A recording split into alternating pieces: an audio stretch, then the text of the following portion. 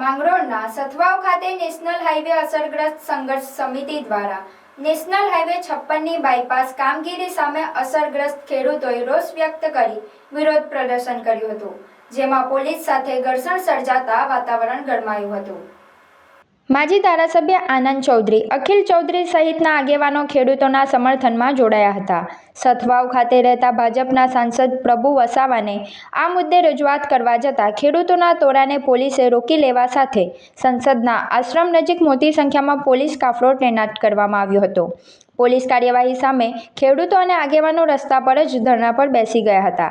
જાન ડેગે જમીન નહીંના સૂત્રોચ્ચાર સાથે વિરોધ વધુ ઉગ્ર બન્યો હતો, જે બાદ પોલીસે આનંદ ચૌધરી, અખિલ ચૌધરી સહિતના લોકોની અટકાયત કરી હતી। અટકાયત બાદ ગુસ્સે ભરાયેલા ટોળાએ હાઈવે પર ચક્કાજામ કર્યો હતો, જેના કારણે ટ્રાફિક વ્યવસ્થા ખોરવાઈ હતી અને સ્થળ પર પોલીસ અને ખેડૂતો વચ્ચે ઘર્ષણના દ્રશ્યો સર્જાયા હતા। આ બંધારણની આર્ટિકલ 244(1) નું ઉલ્લંઘન કરીને આ વિસ્તારમાંથી ગેરકાયદેસર રીતે રોડ કાઢવામાં આવી રહ્યો છે। આ વિસ્તારની જે ગ્રામ સભાઓ છે, આ વિસ્તારમાં એ ગ્રામ સભાએ એનો વિરોધ નોંધાવ્યો છે અગાઉ પણ, અને 12 જેટલા અન્ય ગામો પણ છે એની પણ જમીન સંપાદન થઈ રહી છે।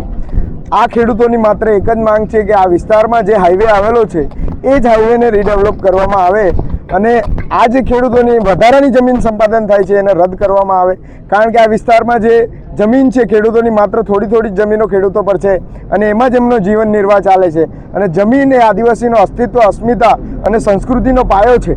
આ જમીન છીનવાઈ જશે તો આદિવાસીની અસ્તિત્વ, અસ્મિતા અને સંસ્કૃતિ એ ખતમ થઈ જશે। આ વિસ્તારમાં આદિવાસી પોતે આદિવાસી પણ રહેવાનો નથી જો જમીન છીનવાઈ જવાની છે। માટે આ લડાઈ છે, આજે ખેડૂતો લડી રહ્યા છે એ અસ્તિત્વ માટેની લડાઈ લડીને અહીંયા આજે ગાંધીના અહિંસક માર્ગે બેઠા છે।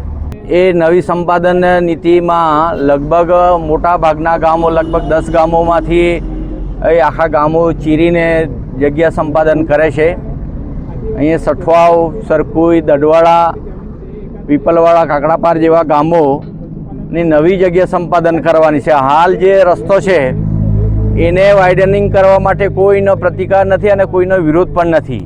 જે જગ્યા જોઈએ એ લઈ લેવો, પરંતુ નવી જે જગ્યા છે એ સંપાદન નહીં કરવાની લોકોની માંગણી છે અને એના લીધે જ જે સરકારના પ્રતિનિધિ છે, કેન્દ્ર સરકારના પ્રતિનિધિ માનનીય સાંસદ શ્રી પ્રભુભાઈ વસાવા, એમને વિનંતી કરવા માટે મળવા માટે જવાના છે કે અમારી જે જગ્યા છે એ તમે બચાવો અને જે હાઈવે છે એને જેટલો વાઇડનિંગ કરવો એ કરે, એમાં અમને કોઈ વાંધો નથી। રસ્તાના વિરોધી નથી અને વિકાસના પણ વિરોધી નથી, પણ આદિવાસીઓને જડમૂળથી કાઢી નાખવા માટે જે સરકારના પ્રયત્ન છે અને જે નીતિ છે એનાથી અમને સખત વિરોધ છે અને એટલા માટે અમારો ભલે જીવ આપીશું પણ અમારી જમીન આપવાના નથી એ નિશ્ચય સાથે અમે આગળ વધવાના છે।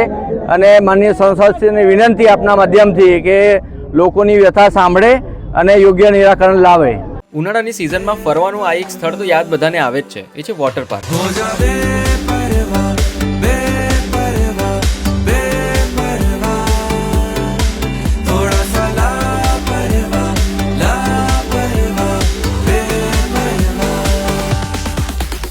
એક્વા બ્લુ વોટર પાર્ક, જે ભરૂચથી વડોદરા જતા વચ્ચે કરજણ પાસે ઇન્ડિયન ઓઇલના પેટ્રોલ પંપ અને ગોવર્ધન હોટલની એક્ઝેક્ટ બાજુમાં મેઇન હાઈવે ટચ જ આવેલો છે। આ વોટર પાર્કની ખાસ વાત એ છે, એટલી મોટી આંબાવાડી છે આરામ કરવા માટે।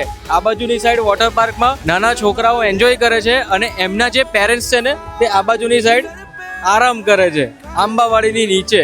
તો આખું ગુજરાત ફરી લો પણ આ રીતનો જે સીન છે ને આરામ કરવા માટે બીજે ક્યાંય નહીં મળે, ખાલી ને ખાલી એક્વા બ્લુ વોટર પાર્કમાં જ મળશે। અહીંયા કન્ટિન્યુઅસ ફિલ્ટરેશન પ્લાન્ટ છે, જેથી લોકોને એક ડર હોય કે પાણી ખરાબ હશે તો, પણ હવે ચિંતા છોડી દો। ચિલ્ડ્રનની હાફ ટિકિટ 450 રૂપિયા છે અને ફૂલ ટિકિટ 700 રૂપિયા છે। અહીંયા કોસ્ટ્યુમ, સેફ લોકર તેમજ ચેન્જિંગ રૂમ થી લઈને દરેક ફેસિલિટી અવેલેબલ તો રહેવાની જ છે। ભાઈ વોટર પાર્કમાં એન્જોય કર્યા પછી છે ને બધાને ભૂખ તો લાગવાની જ છે અને અહીંયા તમારું જે ફેવરેટ કિચન છે ને, પંજાબી છે, ચાઇનીઝ છે, પાઉંભાજી છે, એ તો અવેલેબલ છે અને સાથે સ્નેક્સના પણ ઘણા બધા ઓપ્શન અવેલેબલ છે। અલગ અલગ વોટર રાઇડ્સ તેમજ રેન ડાન્સની સાથે આ સ્પોટને ફેમિલી તેમજ કપલની જોડે મોસ્ટ મેમોરેબલ બનાવી શકો છો। Aqua blue water park, NH 48, Karjan.